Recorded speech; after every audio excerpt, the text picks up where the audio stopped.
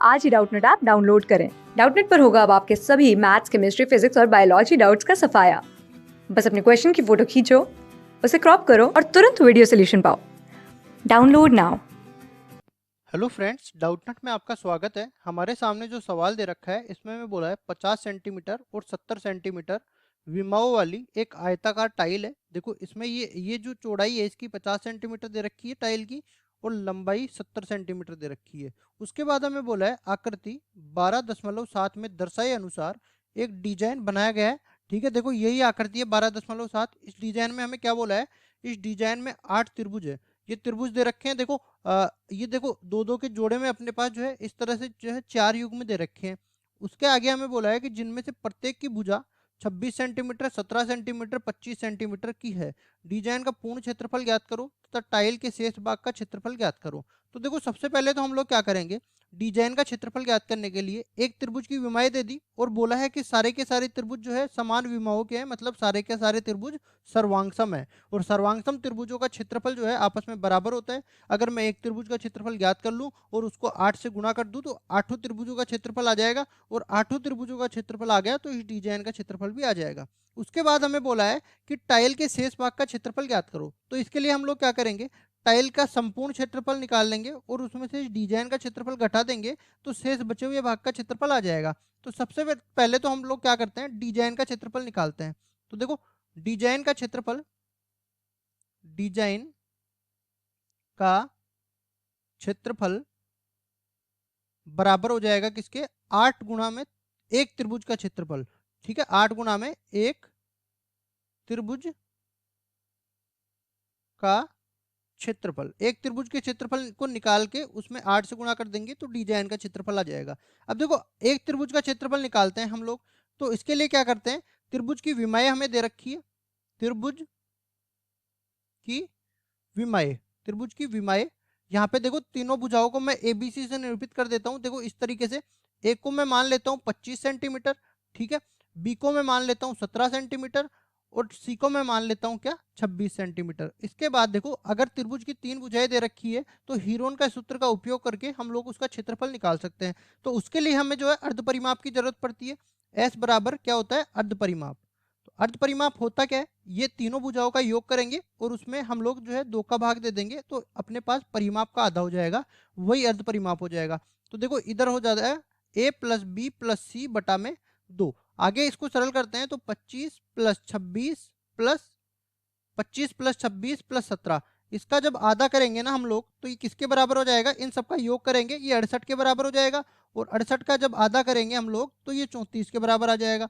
ठीक है, तो अपना अर्ध परिमाप जो है ना एस, वो किसके बराबर आ गया, 34, और इसकी इकाई भी सेंटीमीटर में आएगी। उसके बाद देखो हीरोन का सूत्र इसमें लगाते हैं। तो हीरोन का सूत्र क्या कहता है, पहले तो मैं उसको लिख देता हूँ। हीरोन का सूत्र, हीरोन सूत्र से हम लोग किसी भी त्रिभुज का क्षेत्रफल निकाल देते हैं जिसकी तीनों भुजाएं दे रखी होती है। तो एस गुणा में एस माइनस में ए, गुणा में एस माइनस में बी, गुणा में एस माइनस में सी। ठीक है, एस माइनस में सी। अब उसके बाद ये तीन सारे गुणा हो गए, उसके बाद इसका वर्गमूल ले लेंगे। अब देखो एस ए बी सी ये क्या है वो मैंने पहले ही बता दिया। एस तो अपना अर्ध परिमाप है तो अर्ध परिमाप 34, फिर 34 माइनस ए कितना माना था मैंने, ए माना था 25। ठीक है, ऊपर देखो ए माना था 25, बी माना था 17 और सी माना था 26। ठीक है, तो इधर 34 माइनस 25, 34 माइनस 17 और 34 माइनस 26, इस तरीके से हो जाएगा। अब देखो इसका पूरे का वर्गमूल ले लेंगे। ठीक है, और ये किसके बराबर है, ये एक त्रिभुज के क्षेत्रफल के बराबर है। एक त्रिभुज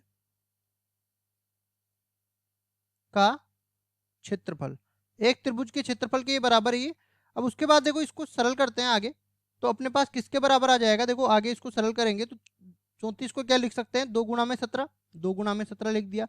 34 में से हम लोग 25 को घटाएंगे तो देखो यहाँ पे कितना बचने वाला है, 34 माइनस 25 9 बचेगा। तो 9 को भी 2 टुकड़ों में तोड़ देते हैं, 3 गुणा 3 में।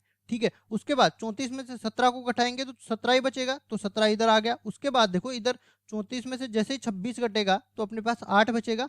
तो 8 को हम लोग 3 टुकड़ों में तोड़ देते हैं, 2 गुणा में 2 गुणा में 2, इस तरीके से इसका वर्गमूल कर देंगे। ये टुकड़ों में इसलिए तोड़ा क्योंकि हमें जो है दो दो के गुणनखंड, दो दो के जोड़े बनाने हैं।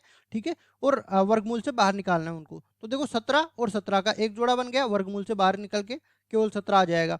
इसी तरह 3 और 3 के 2 जोड़े हैं, तो एक बाहर निकल के 3 बन जाएगा। इसी तरह 2 2 एक जोड़ा तो 2 का ये आ गया, फिर एक जोड़ा 2 का ये हो गया। ये सारे वर्गमूल से बाहर आ जाएंगे और ये त्रिभुज के क्षेत्रफल के बराबर आ जाएगा। ठीक है, तो एक त्रिभुज का क्षेत्रफल निकालने के लिए इन सबको गुणा कर देंगे। तो देखो अपने पास ये आ जाएगा कितना, 17 × 51, 51 दूनी 102 और 102 दूनी 204। ठीक है, तो ये 204 और इसकी इकाई हो जाएगी सेंटीमीटर का वर्ग। ये आ गया एक त्रिभुज के क्षेत्रफल के बराबर।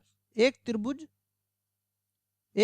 का क्षेत्रफल, ये एक त्रिभुज के क्षेत्रफल के बराबर आ गया। अब देखो मेरे को डिजाइन का क्षेत्रफल निकालना है, तो उसको 8 से गुणा करना पड़ेगा, क्योंकि 8 त्रिभुजों का क्षेत्रफल निकालना है और एक त्रिभुज का क्षेत्रफल को गुणा करेंगे तो 8 त्रिभुजों का क्षेत्रफल आ जाएगा अपने पास। ठीक है, तो डिजाइन का क्षेत्रफल ये बराबर हो जाएगा 8 गुणा में, देखो एक त्रिभुज का क्षेत्रफल कितना आ गया, 204 आ गया। तो 8 गुणा 204 जब करेंगे ना, तो देखो 8 दूनी 16 और 16 अंटे 8 चौक 32, तो 1632 हो गया, 1632 और इसकी इकाई हो जाएगी सेंटीमीटर का वर्ग। ये अपने पास आ गया डिजाइन का क्षेत्रफल। अब निकालना है हमें डिजाइन के अलावा जो टाइल बची है ना, उसके शेष भाग का क्षेत्रफल हमें निकालना है। तो टाइल के पूरे भाग का क्षेत्रफल हम लोग निकाल सकते हैं। देखो टाइल आयताकार है और आयत की विमा दे रखी है, तो लंबाई गुणा चौड़ाई करेंगे तो अपने पास संपूर्ण टाइल का क्षेत्रफल आ जाएगा। तो नीचे लिखेंगे हम लोग, ये तो देखो अपने पास डिजाइन का क्षेत्रफल आ गया। ये अपने पहले भाग का उत्तर हो गया। दूसरे भाग में चलते हैं, तो संपूर्ण टाइल का क्षेत्रफल हम लोग निकालेंगे। संपूर्ण टाइल का क्षेत्रफल, चूंकि टाइल जो है अपने पास आयताकार है, तो ये हो जाएगा लंबाई गुणा में चौड़ाई, लंबाई गुणा में चौड़ाई। इस तरीके से हो गया। अब देखो लंबाई को चाहे 70 मान लो, चाहे चौड़ाई को 70 मान लो, कुछ भी मान लो। देखो विमाई तो अपने पास गुणा होने वाली है, तो 70 और 50 को गुणा करेंगे, 7 पंजे 35, 3500 सेंटीमीटर का वर्ग। ठीक है, ये आ गया। अब देखो शेष बची टाइल का क्षेत्रफल हमें निकालना है, तो शेष बची टाइल